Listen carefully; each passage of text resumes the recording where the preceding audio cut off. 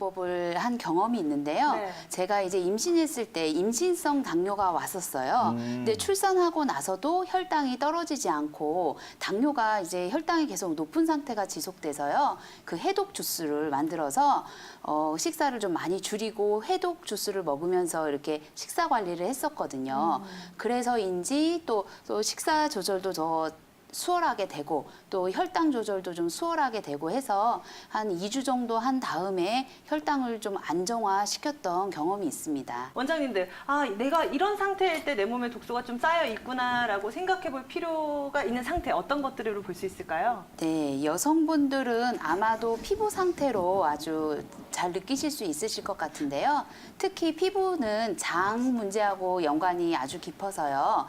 장에 독소가 많이 쌓이면 피부에 트러블이 많이 생기게 됩니다. 그래서 이유 없이 뽀르지도 잘 올라오고 또 여드름도 많이 생기고 이렇게 피부에 트러블이 좀 많이 생기시는 분들이라면 내가 좀 장에 독소가 쌓인 것이 아닌가 하고 또 의심해 볼 수가 있고요. 또 충분히 휴식도 취하고 잠도 또 충분히 자는데도 피로가 풀리지 않는다. 이럴 경우에 또 간에 독소가 있는 것이 아닌가 이렇게 또 생각해 볼 수 있고요. 또 별로 잘 많이 먹지도 않는데 자꾸 몸이 무거워지고 붓고 이렇게 살도 좀 찌는 것 같고 하실 때도 역시 몸의 순환이 잘 안 되고 또 노폐물을 배출하는 그런 과정들이 좀 막혀 있는 것이 아닌가 또 해독이 필요한 것이 아닌가 한번 생각해 보실 수 있으실 것 같습니다.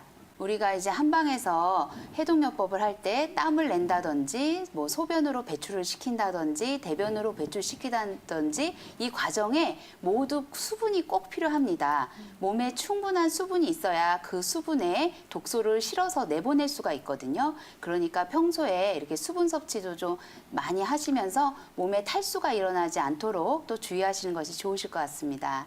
평상시에 독소를 제거하는 데 유용한 한방차 이런 것들도 있을까요?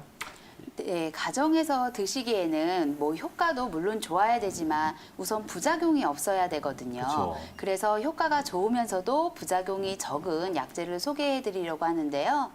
만약에 몸이 좀 잘 부으시는 분들, 몸이 붓고 몸이 또 무거워지고 또 살이 찌는 경향이 있으신 분에게는 율무차를 권해드립니다. 그 율무라는 그 곡식이요. 한약에서는 의인이라는 약재로 쓰이거든요. 그래서 실제로 비만 환자들에게 이 의인을 많이 넣어서 한약을 달여서 드리면 굉장히 살이 잘 빠지는 경우가 있으세요. 그래서 가정에서 이 의인 한 가지만 이렇게 달여서 드시더라도 좀 좋은 효과가 있고요. 또 소변이 잘 안 나가시는 분들, 시원하게 소변을 보지 못하시는 분들이라면 복령이라는 약재가 있습니다. 소나무에 이제 기생하는 균주인데요. 이것도 굉장히 효과는 좋으면서 부작용은 없는 약에 속하니까요. 이 복령차도 같이 드셔보시면 좋으실 것 같습니다. 오수영 원장님, 이번의 증상 어떻게 보시나요? 네. 문의 주신 시청자님은 뒷목이 뻣뻣한 증상이 몇 달 동안 계속되고 계시고 또 이게 또 발전해서 뒷목의 통증, 또 두통과 안구건조증까지 오신 케이스인데요. 우선 뒷목이 뻣뻣한 증상이 왜 생기는지 그 원인부터 알아보겠습니다. 뒷목이 뻣뻣해지는 원인 중에 가장 흔한 원인은 근육이 뭉치는 건데요. 근육이 뭉치면 그 부위만 아픈 것이 아니라 약간 멀찍이 떨어져 있는 부위까지 통증이 퍼져나갈 수가 있는데요. 이런 증상을 근막 동통 증후군이라고 합니다. 그래서 이 시청자님도 처음에는 뒷목이 뻣뻣하고 아프셨지만 관자놀이 부위까지 이렇게 통증이 퍼져나가실 수가 있었던 거고요. 또 근육이 뭉치면 이 통증만 생기는 것이 아니라 혈액순환에도 방해를 받기 때문에 눈으로 가는 혈관의 공급이 좀 어려워졌을 경우에 또 안구 건조증의 증상이 또 더 심해질 수 있습니다. 두 번째 원인은 목 디스크, 경추 디스크인데요.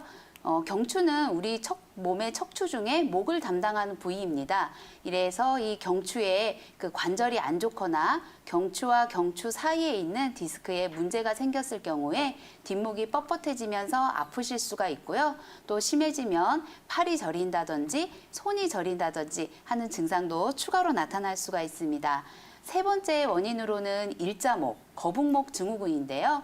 원래 경추는 이렇게 알파벳 C자 모양처럼 이렇게 커브를 그리고 있어야지 정상입니다. 그런데 잘못된 자세가 오래 지속되거나 아니면 마치 거북이가 목을 쭉 빼고 있는 것 같은 그런 동작을 너무 오래 하시다 보면 이 커브를 그리고 있어야 할 경추가 일자가 되는데요. 이렇게 되면 또 뒷목이 뻣뻣하고 많이 통증이 오게 되는데 이런 경우를 거북목 증후군이라고 부르고 있습니다. 또 네 번째로 마지막 원인으로는 이 스트레스와 수면 부족인데요. 스트레스가 많이 쌓이고 또 수면 부족으로 인해서 피로가 쌓이다 보면 이 근육이 쉽게 딱딱해지고 또 혈액순환도 잘 안 돼서 뒷목이 뻣뻣해지고 아픈 증상들이 많이 생길 수 있습니다. 네, 근막 동통 증후군부터 목 디스크, 거북목 증후군, 스트레스까지 다양한 원인을 먼저 설명을 해주셨는데요. 제가 생각했을 때는 우리 뭐 영화나 드라마에서 봤을 때 혈압 올라 하면서 뒷목부터 잡기 마련이잖아요. 이 혈압과 또 목 통증이 연관이 있을지도 알고 싶은데 우세영 원장님 어떻게 생각하시나요? 네, 환자분들 중에는 이제 뒷목이 뻣뻣해지거나 뭐 어지럽거나 얼굴로 열이 올라오는 증상이 있으실 때 아, 내가 이게 혈압이 올라서 지금 뒷목이 뻣뻣해지는 것이 아닌가 하고 생각하시는 분들이 많으세요. 그래서 이게 진짠지 알아보는 연구가 있었는데요. 그 결과를 보면 우리가 혈압이 올라와 있다고 생각할 때의 그 혈압과 평소의 혈압을 비교해 보니 사실은 별 차이가 없었다라는 결과가 있습니다. 그 의미를 보면요. 우리가 이제 그 뒷목이 뻣뻣해지면 혈압이 올랐다라고 생각을 하지만 실제로는 혈압이 오른다고 해서 이렇게 뒷목이 뻣뻣해지는 증상이 나타나는 것은 아니다라고 결론이 나와 있고요. 하지만 또 일반적으로 임상에서 보면 혈압이 높은 환자분들이 이 뒷목 뻣뻣한 증상을 같이 가지고 계시는 경우가 참 많거든요. 그래서 아마 이런 오해가 생기신 것 같은데 아마도 이 혈압이 오르는 원인과 이 뒷목이 뻣뻣해지는 원인 중에 스트레스 같은 거가 있을 경우에는 이게 또 동시에 나타날 수 있기 때문에 또 많은 분들이 그렇게 오해를 하신 게 아닌가 생각이 됩니다.